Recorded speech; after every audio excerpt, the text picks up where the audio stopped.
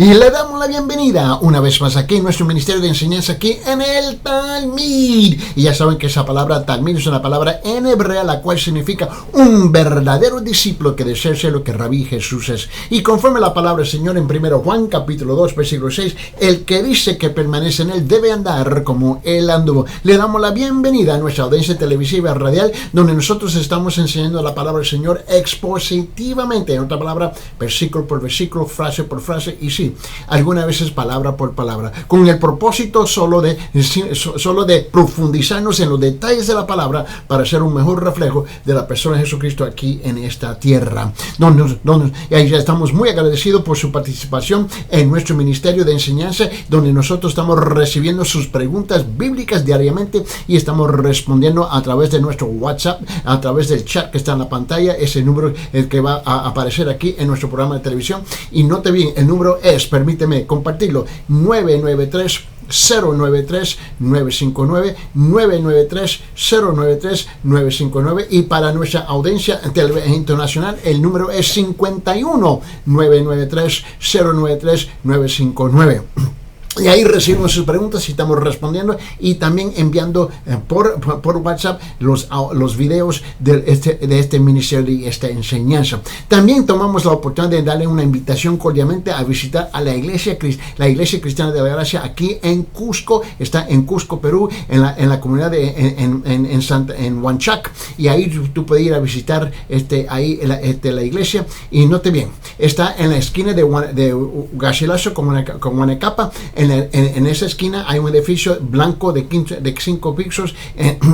El número del edificio es 305, el quinto piso, y hay un ascensor, y ahí están los cultos en la mañana, de 9 de la mañana los domingos, y también a las 10 de la mañana. Y estamos muy invitados, y muy cordialmente van a ser recibidos en la palabra del Señor. Vamos a continuar con nuestra enseñanza aquí, específicamente en Romanos capítulo 1, del versículo 8 al 15.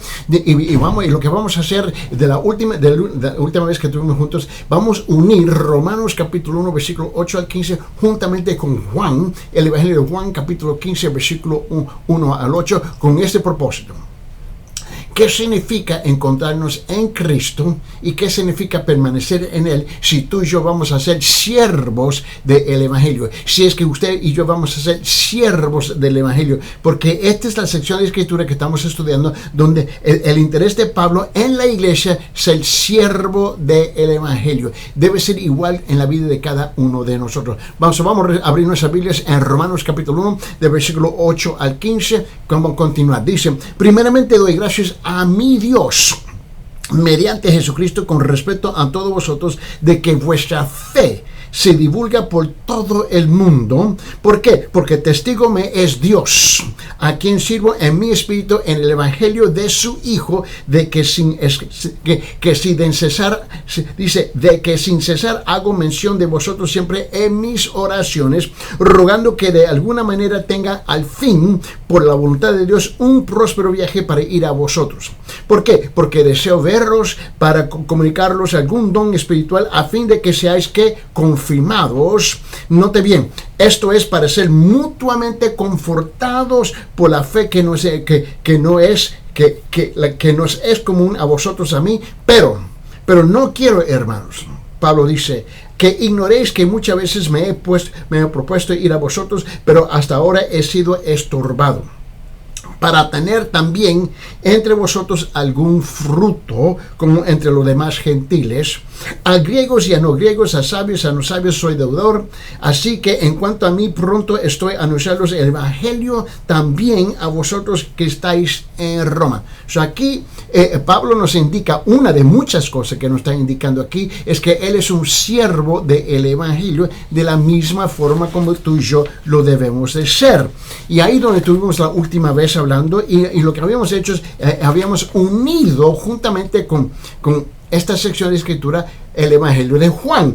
Por favor, abre sus Biblias en el Evangelio de Juan, capítulo 15.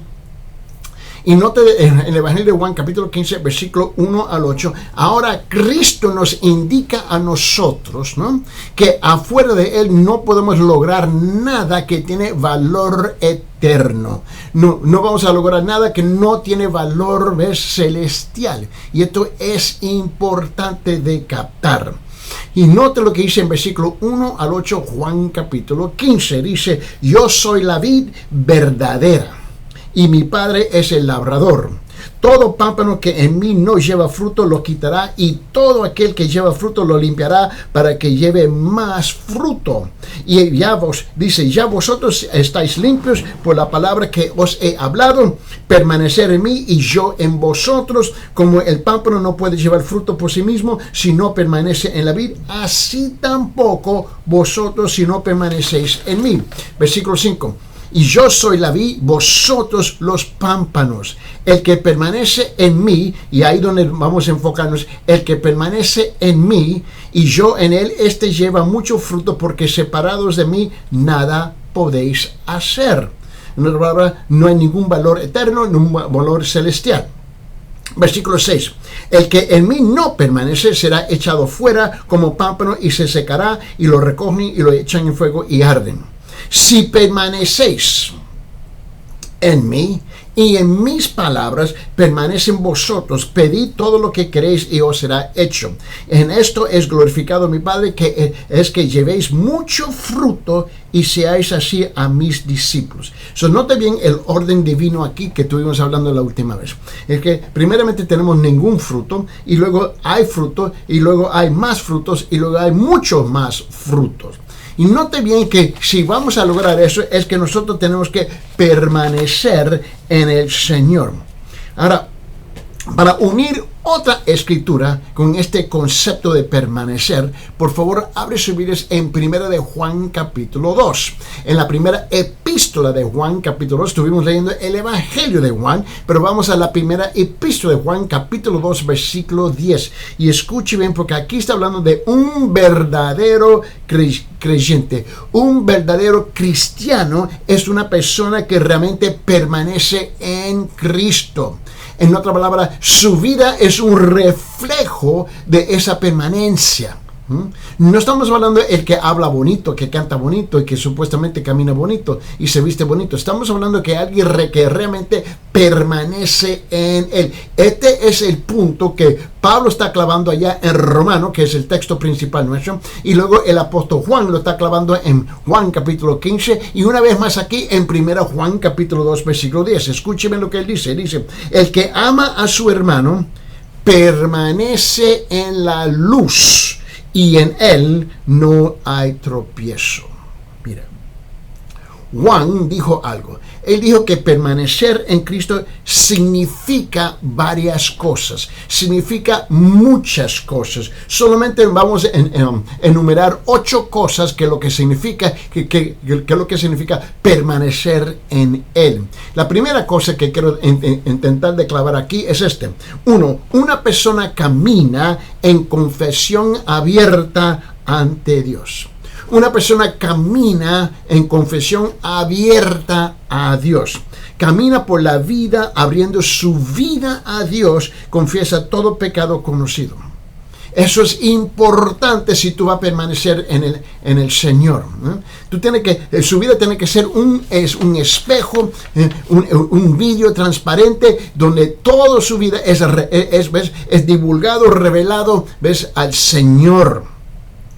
Mira, en otra palabra, es una persona que no anda en el pecado. En otra palabra, que no vive continuamente, que no vive habitualmente en el pecado, y no permite que ningún pecado no sea confesado. Ahora, vamos a ser francos aquí. Todos nosotros, ¿no? Primeramente, ninguno de nosotros somos perfectos.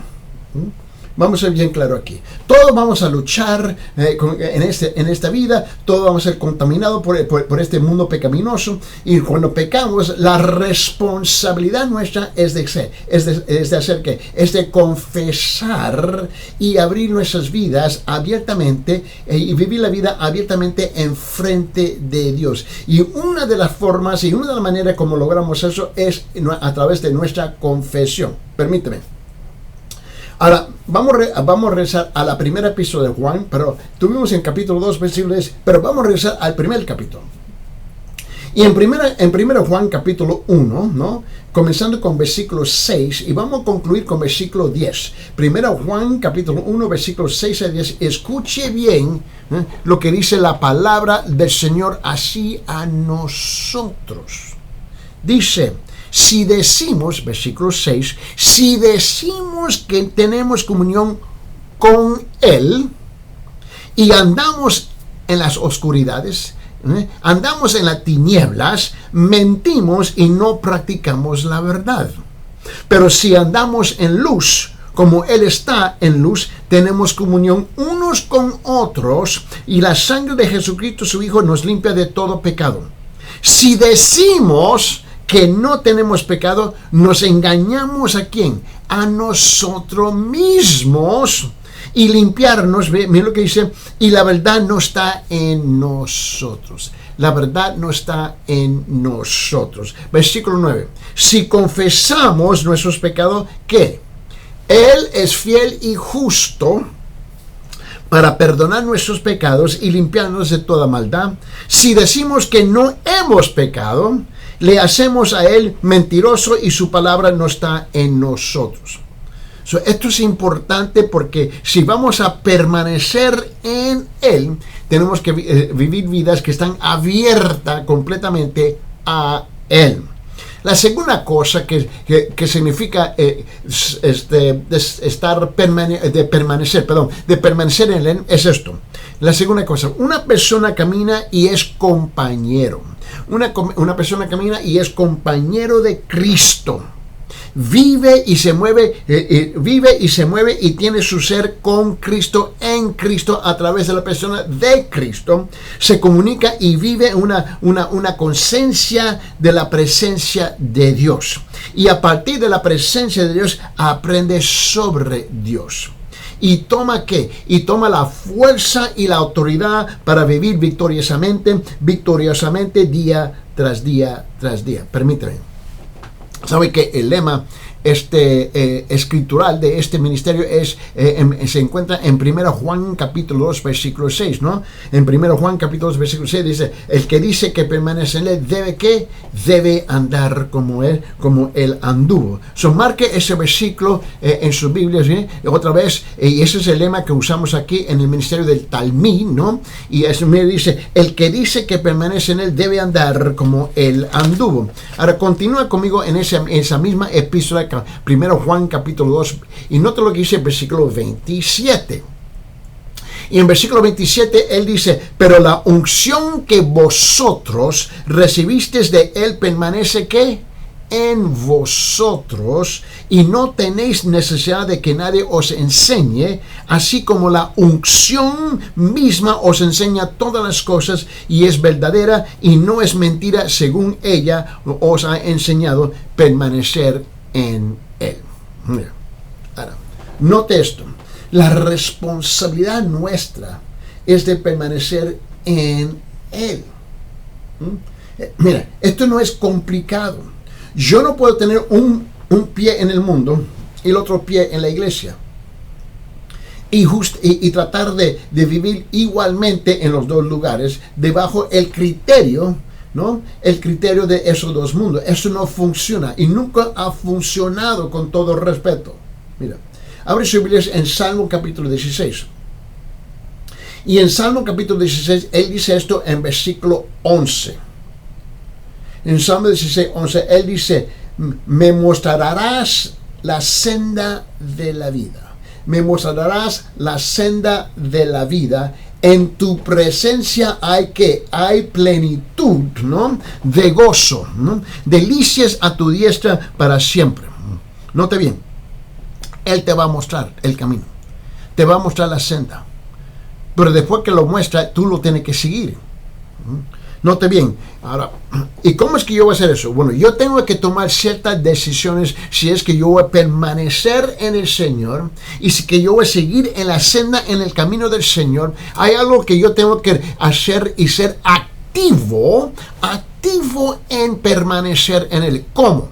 Note lo que dice, note lo que dice aquí en Proverbios capítulo 3. Por favor, abre su Biblia en Proverbios capítulo 3.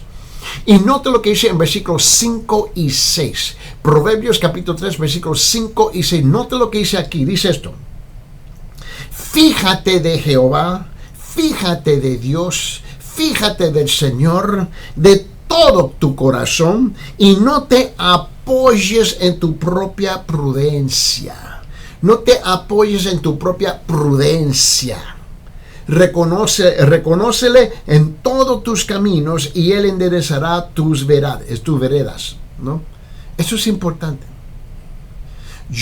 Si yo me abandono solamente en mis pensamientos, en mi propia inteligencia, ¿no? Y se me olvida que estoy contaminado por las costumbres de este mundo, yo no voy a permanecer en el Señor. Y es importante de yo reconocer la verdad, que yo no puedo depender de mi propia prudencia si mi corazón anda mal. La palabra tiene que lavarme, la palabra tiene que exhortarme, la palabra me tiene que animar, la palabra me tiene que reprender, redarguir, me tiene que entrenar en las cosas de la justicia de Dios, si yo voy a permanecer en el Señor. Y la tercera cosa, número 3, una persona continúa en la iglesia y no se ha ido de la iglesia. Ahora, con todo respeto, mira, este es el juego que tenemos hoy día. Lo que tenemos hoy día es la iglesia está llena de saltamontes.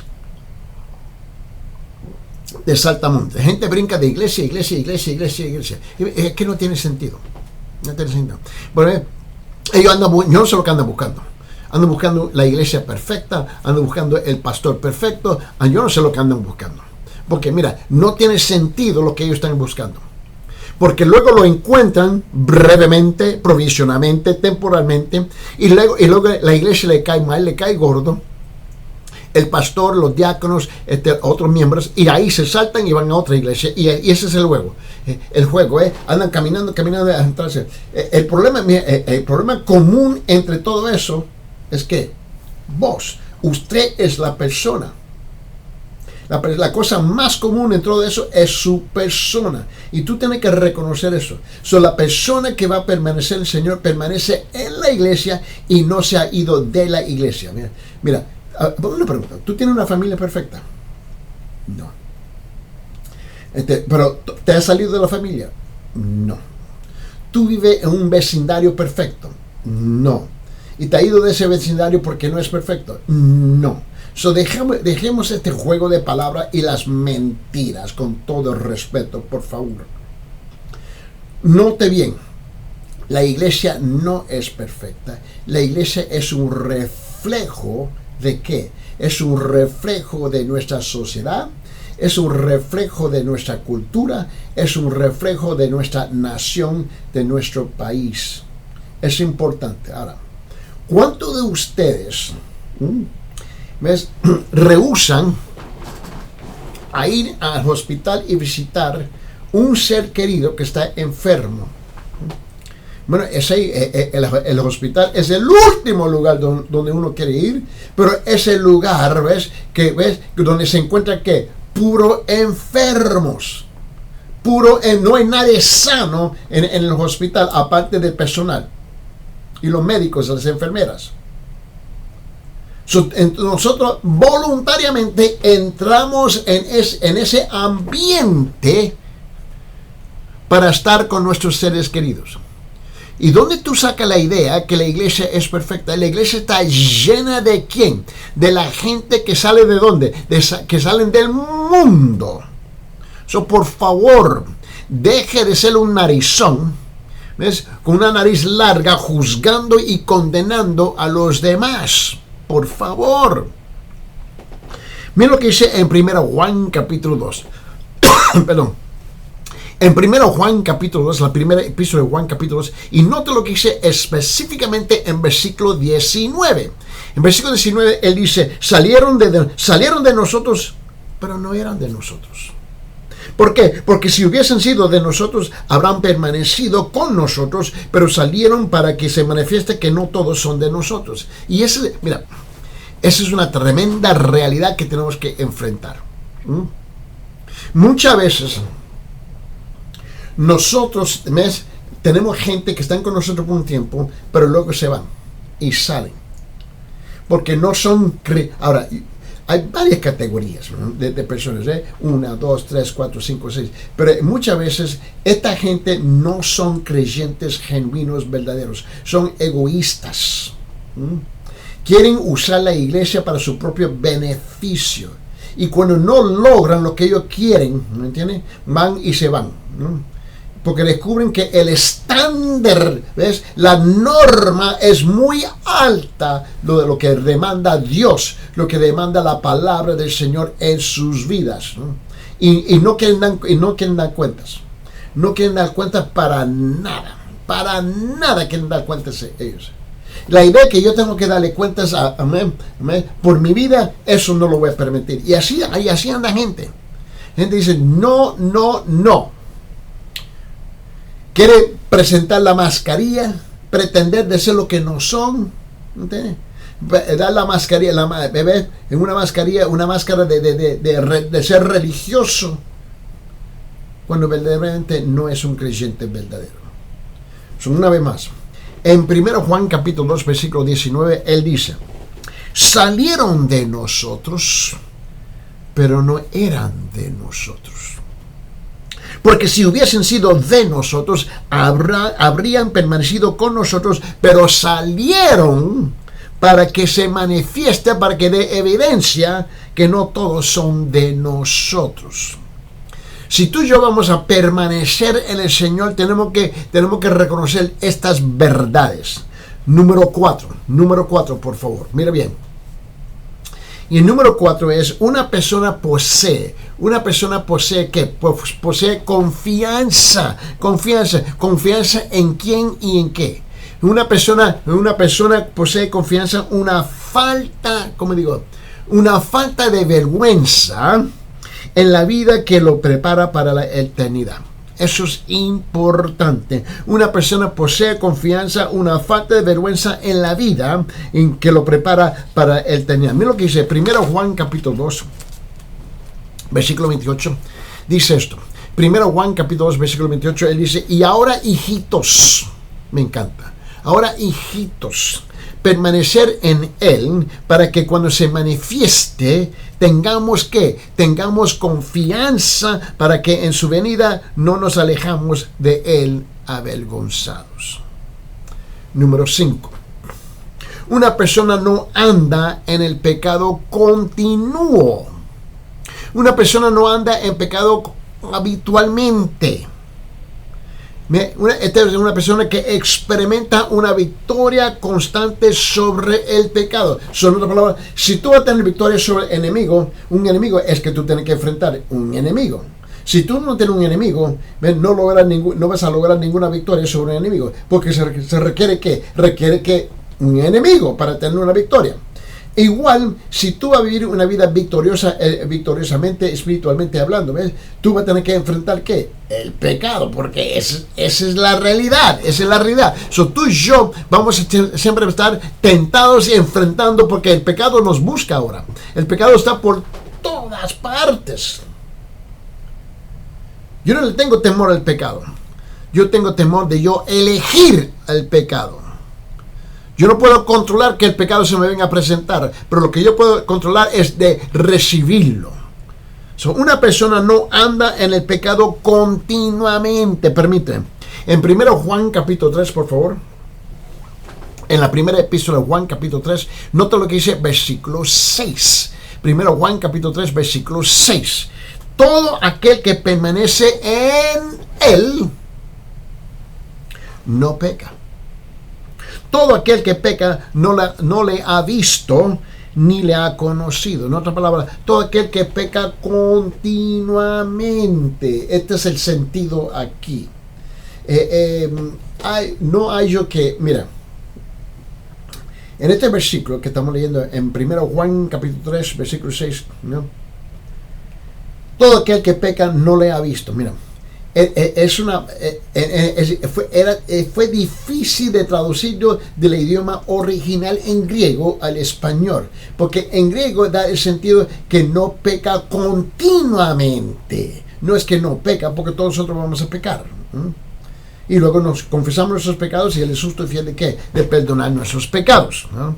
Son número 6. Ahora, número 6, mira lo que dice.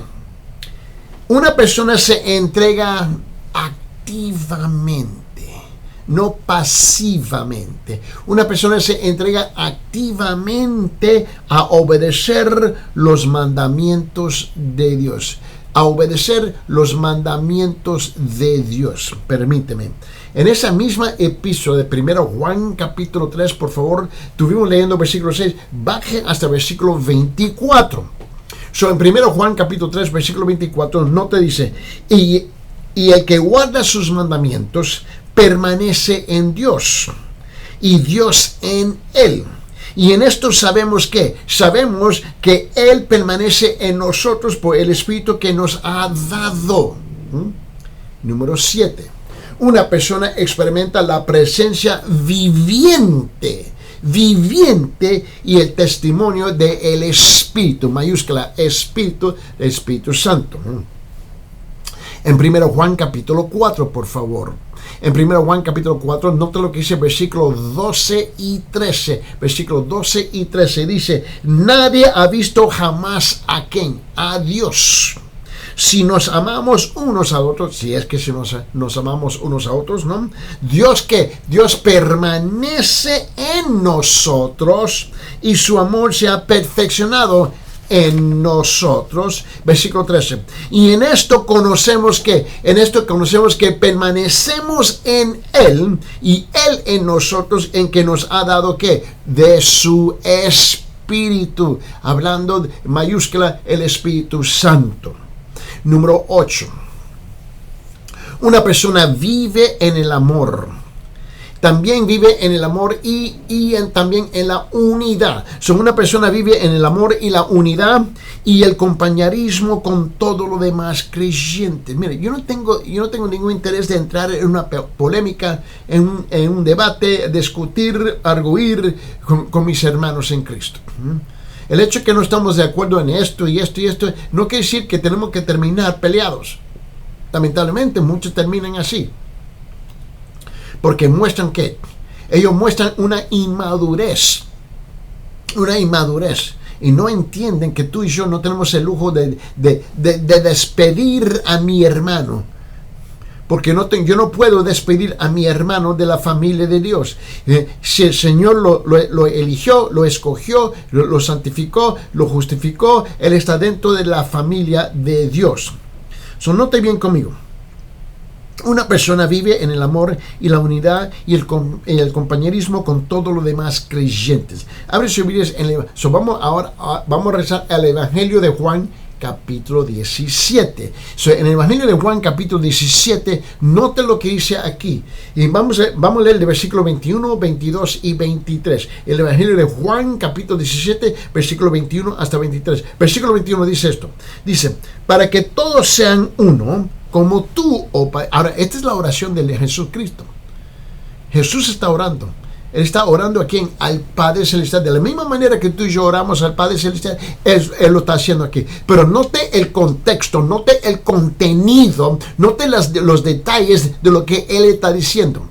Él dice, para que todos sean uno como tú, oh Padre, en mí y yo en ti, que también ellos sean uno en nosotros, para que el mundo crea que tú me enviaste. Versículo 22. La gloria que me diste y yo les he dado, para que sean uno así como nosotros somos uno, y yo en ellos y tú en mí, para que sean perfectos en unidad, para que el mundo conozca que tú me enviaste y que los has amado a ellos como también a mí me has amado. Nosotros aprendemos a vivir en amor y también en unidad y en compañerismo con los demás creyentes. Esto es importante.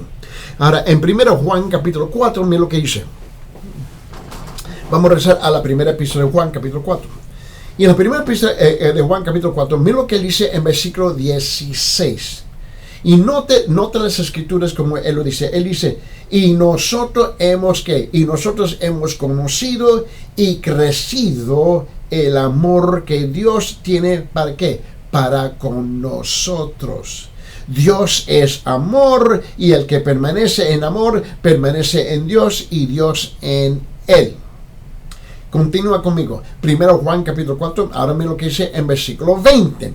Y en versículo 20 él dice, si alguno dice, mucho le gusta hablar, bla bla bla bla bla bla bla bla bla bla bla bla bla, mucho le encanta eso. Y él dice en 1 Juan capítulo 4 versículo 20, él dice, si alguno dice yo amo a Dios, y aborrece a su hermano, wow, ¿está escuchando? Yo amo a Dios y aborrece a su hermano, es mentiroso. El hermano Eddie Ildefonso no está diciendo eso, Dios está diciendo esto. Si tú dices que tú amas a Dios y aborrece a su hermano, eres un mentiroso. Y me recuerdo muy bien, ¿ves? Y me queda, y es difícil de borrarlo. Ahora escuche bien, me recuerdo que en muchas ocasiones en Perú, me recuerdo, en Sudamérica, en Cusco, donde creyentes me dijeron, mira, somos hermanos en Cristo, pero a mí me cae gordo los americanos. A mí me cae gordo los norteamericanos. A mí me cae esto. Había ese sentimiento anti-americanismo mira, y era pesasísimo. Y yo estaba ahí. ¿Acaso? Pero yo pensaba que éramos cristianos. ¿Ves? No es que somos peruanos y americanos. Yo pensaba que éramos cristianos. Y mira lo que dice el versículo. Y nosotros, mira lo que dice. Si alguno dice yo amo a Dios y aborrece a su hermano, es un mentiroso. Eso, y por fin, después de 4 años, casi 5 años, yo tuve que reconocer una tremenda verdad, ¿ves?, de la inmadurez y la ignorancia, a decirme yo amo a Dios, pero a ti te detesto porque es un americano. Tu cultura es tan distinta y diferente que es pesasísima, gravosa para nosotros. Ahora, yo no voy a personalizar esto. Ahora, permíteme explicar eso. En otra palabra, yo no te voy a dar a ti el lujo, no te voy a dar a ti el privilegio de provocar mis pensamientos, mis sentimientos y mis emociones y controlar mis decisiones. No. No quiere decir que yo no tengo sentimientos. Obviamente yo tengo sentimientos. No quiere decir que yo no tengo pensamientos. Obviamente yo tengo pensamientos. Pero yo no te iba a dar a ti el lujo de controlar y provocar mis pensamientos, mis sentimientos, mis emociones, ¿ves?, y mis decisiones. No, eso no te iba a dar. Pero tuve que reconocer que tú me estabas mintiendo en la cara. Que tú dices, yo amo a Dios, pero yo detesto a los americanos. Bien. En ese caso, mamita, papito, tú tienes un problema, no es conmigo, es con el Señor. Y la palabra te canta y te la canta a ti en la cara. Una vez más, 1 Juan capítulo 4 versículo 20 dice, si alguno dice yo amo a Dios y aborrece a su hermano, es mentiroso. Pues el que no ama a su hermano a quien ha visto, ¿cómo puede amar a Dios a quien no ha visto? Eres un mentiroso. Está claro. Eres una mentirosa. Está claro. Yo quiero enfocarme en esto, qué significaba permanecer, porque Pablo estaba hablando de este asunto, de este concepto, igual como Juan. Ahora, vamos a regresar a Romanos capítulo 1, por favor. Vamos a regresar a Romanos capítulo 1. Y nota lo que dice una vez más, vamos a leerlo y ponerlo en su contexto. Es importante mantener el contexto. En Romanos capítulo 1, versículo 8 al 15, una vez más, vamos a regresar a leer. Mira lo que dice aquí. Él dice, primeramente, versículo 8.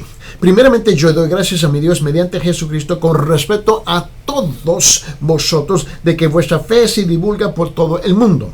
Porque testigo me es Dios, a quien sirvo en mi espíritu en el evangelio de su Hijo, de que sin cesar hago mención de vosotros siempre en mis oraciones, rogando que de alguna manera tengan al fin, por la voluntad de Dios, un próspero viaje para ir a vosotros.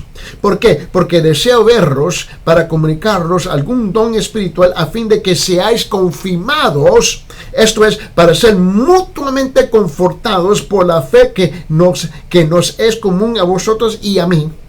Pero no quiero, hermanos, que ignoréis que muchas veces me he propuesto ir a vosotros, pero hasta ahora he sido estorbado, para tener también entre vosotros algún fruto como entre los demás gentiles, a griegos y a no griegos, a los salvajes y no los salvajes, a los bárbaros y no los bárbaros, a los creyentes no creyentes, a los sabios a no los sabios, soy deudor, etcétera, etcétera, etcétera, etcétera. Así que en cuanto a mí, pronto estoy a anunciaros el evangelio también a vosotros que estáis en Roma. Ahora note bien conmigo, por favor. Y creo que llegamos aquí, por favor, y vamos a llegar aquí en este siguiente punto con tu permiso, ¿no? Y note bien, y quiero regresar aquí en versículo 10 al 13, porque Pablo quería llevar mucho fruto entre ellos. Eso es lo que él quería hacer, ¿no? Eso es lo que él quería hacer y era importante para él, ¿no? Y él quería asegurar ciertas cosas en la vida de los hermanos, y eso es importante. Ahora, una otra cosa que tú y yo tenemos que reconocer es esto. Si tú y yo vamos a ser personas del evangelio, ¿no? Tenemos que ser personas, y si es que tú y yo vamos a permanecer. Note lo que acabamos de leer de versículo 8 hasta el 15, de versículo 8 hasta el 15. Ahora Pablo hace esa gran declaración. Ahora él llega y hace esta tremenda declaración. En los siguientes dos versículos, versículos 16 y 17. Por favor, abre sus Biblias en Romanos capítulo 1, versículos 16 y 17. Quería dar un repaso de versículo 8 al 15, porque ahora después que él nos hace saber todas las verdades relacionadas con versículo 1 hasta el 15, ahora él hace un gran llanto, un llamado, un grito, que debe ser verdadera, real en nuestras vidas. Mira lo que dice ahora en versículos 16 y 17, Romanos capítulo 1. Y note la osadía, si puedo usar esa palabra, la osadía de Pablo en Cristo. Note los pantalones que él tenía. Pablo no se avergüenza del evangelio. Escuche bien, Pablo, note la osadía de Pablo. Él no se avergüenza de qué, del evangelio. Ahora él dice esto, versículo 16, 17, él dice: porque no me avergüenzo del evangelio, pues es poder de Dios. ¿Para qué? Para la salvación de todo el que cree, del judío primeramente y también del griego. ¿Por qué? Porque en el evangelio la justicia de Dios se revela por fe y para fe, como está escrito, más el justo por la fe vivirá. Note una definición del evangelio aquí. Mira, ¿tú sabes cuántos creyentes tienen vergüenza de ser creyentes en frente de sus amigos, sus vecinos, sus conocidos, en su vecindario, su familia, en su escuela, en el transporte público, en el mercado público, aún en el trabajo, etcétera, etcétera? Y tienen vergüenza. ¡Wow! ¿Tú tienes vergüenza de qué? Con razón tenemos la iglesia llena de una bola de sinvergüenzas. Salen por las cuatro paredes de la iglesia y actúan y viven como mundanos, creyendo que pueden engañar a Dios. Tú no puedes engañar a Dios. Vamos a ser bien claro aquí. Y cuando la iglesia hace el llamado, vamos a salir para evangelizar este domingo. Vamos a salir para evangelizar este sábado. Vamos a salir para compartir y ser testigo de Jesucristo. La mayor parte de repente tenemos otras cosas que hacer. Y no se van a acercar ¿ves? Porque tienen vergüenza. Tienen avergüenza. Ese es el problema de ellos. Y es increíble que la gente dice, yo tengo vergüenza de Dios. ¡Wow! Pero lo amo. Lo amo. Así es. ¿En serio? Mira. ¿Por qué no me avergüenzo? Versículo 16. Porque no me avergüenzo del Evangelio, pues es el poder de Dios para la salvación de todo el que cree, del judío primeramente y también del griego. Porque en el Evangelio la justicia de Dios se revela por fe y para fe, como está escrito, más el justo por la fe vivirá. Note en esta primera, este concepto en nuestra breve introducción a estos dos versículos picosos, pequeños, pero poderosos, en versículos 16 y 17. Estos dos versículos contienen uno de los más grandes, lo puedo decir así, uno de los más grandes de los resúmenes que se ha escrito del Evangelio. Es una clara, que la palabra que busco, es una clara aseveración del poder de Dios para salvar a todos los que creen, sin discriminación de nacionalidad ni condición. Es una clara explicación de por qué Pablo nunca se avergonzaba del Evangelio. Lo que vamos a repartir esta sección de escritura en tres puntos principales. Número 1, ¿por qué no me avergüenzo? ¿No? Eso va a ser versículo 16.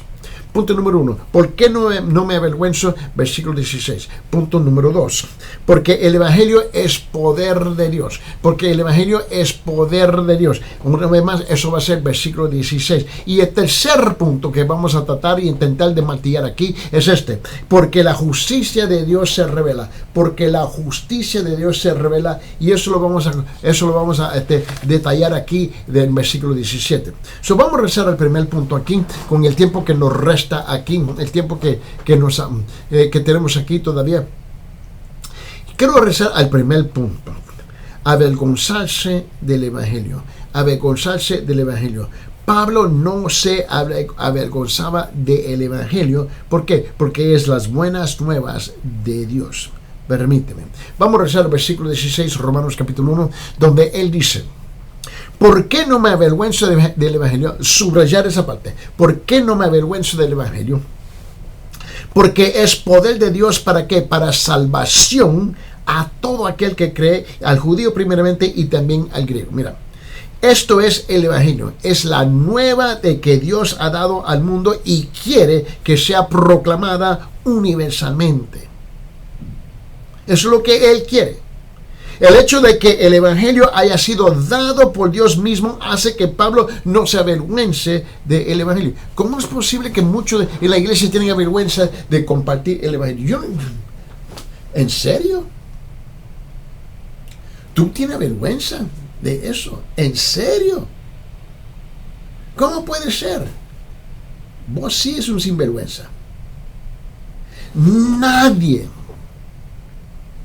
Nadie debe jamás avergonzarse de cualquier cosa que tenga que ver con la soberana majestad del universo de Dios.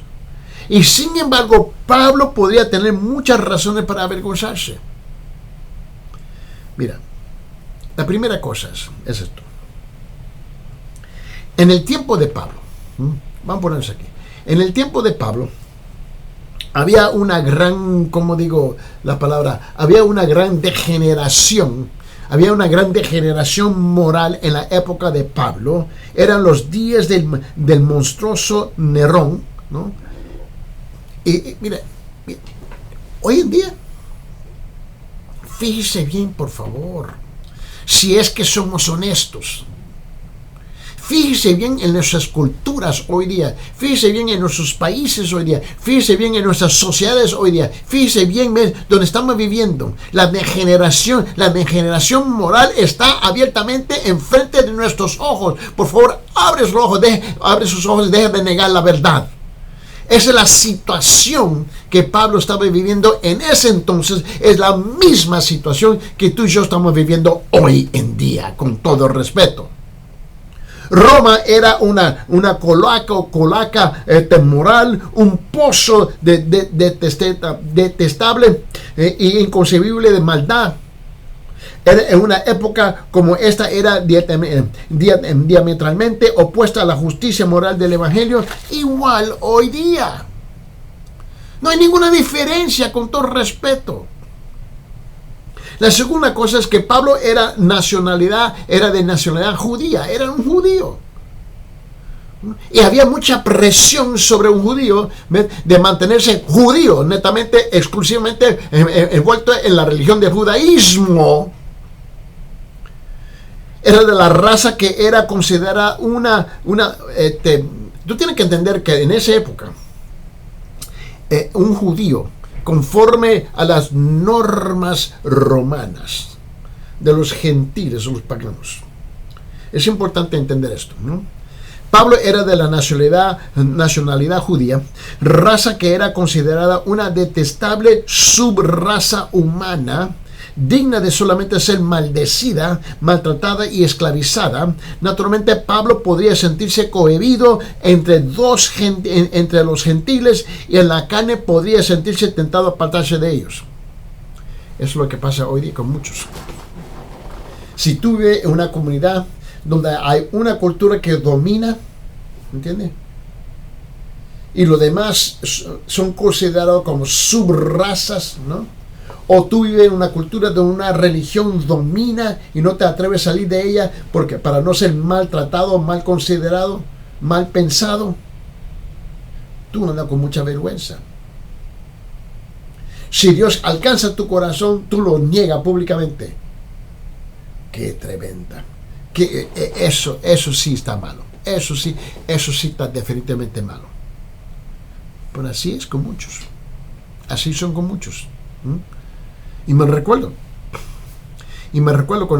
cuando salíamos por las calles, ¿no? Y cuando estábamos en Cusco, ¿no? Y cuando yo estaba en Santiago, en Chile, igual.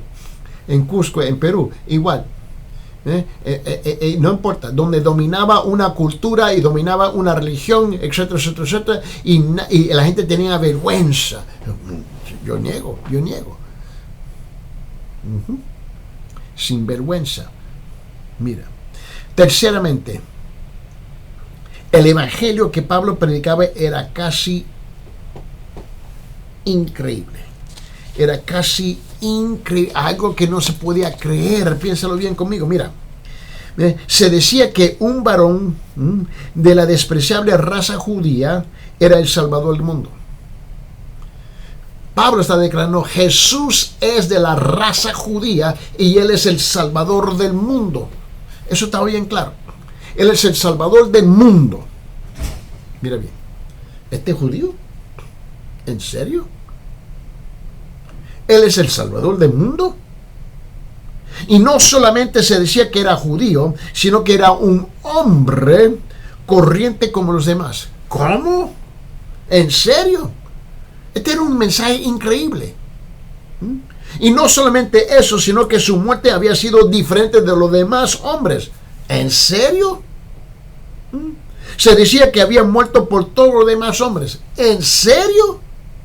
Esto es, en su lugar, murió en el lugar de los demás. ¿En serio? Como sustituto por ellos. ¿En serio? Y por sobre todo esto se decía que había resucitado de entre los muertos. ¿En serio? Este era un mensaje increíble. Era increíble. Ustedes son una bola de locos. No creo nada ni papa de lo que ustedes me están diciendo. Se decía de su resurrección, era prueba de que era mi mismo Hijo de Dios. ¿En serio? Pretensiones tan increíbles hacían del Evangelio algo despreciable en la mente de muchos. Ustedes son una bola ustedes son una bola de fanáticos, tan locos. Un hombre natural se sentiría horrorizado de hacer afirmaciones fenomenales como estas. Le daba vergüenza decir eso a la gente. Él es. Porque la mayor parte de la gente no creía. Y no querían ser avergonzados, despreciados dentro de su propia cultura. y andamos igual hoy día. Andamos igual hoy día. Que Dios nos ayude con iglesias llenas de sinvergüenzas. Señor Padre, en estos momentos, Señor, yo te pido, Señor, que vengas a penetrar el corazón verdadero de cada uno de nuestros recipientes, oyentes televisivas y radiales que están sintonizando en este momento, Señor, que tú puedas alcanzar sus corazones y manifestarse de tal forma que sea real en los ojos, en el corazón, en los sentimientos, en los pensamientos de nuestra gran audiencia, Señor. Que ellos vengan a conocer el verdadero Señor y Salvador de este mundo y de sus vidas. Esto te lo pedimos en el nombre de tu amado Cristo Jesús. Amén.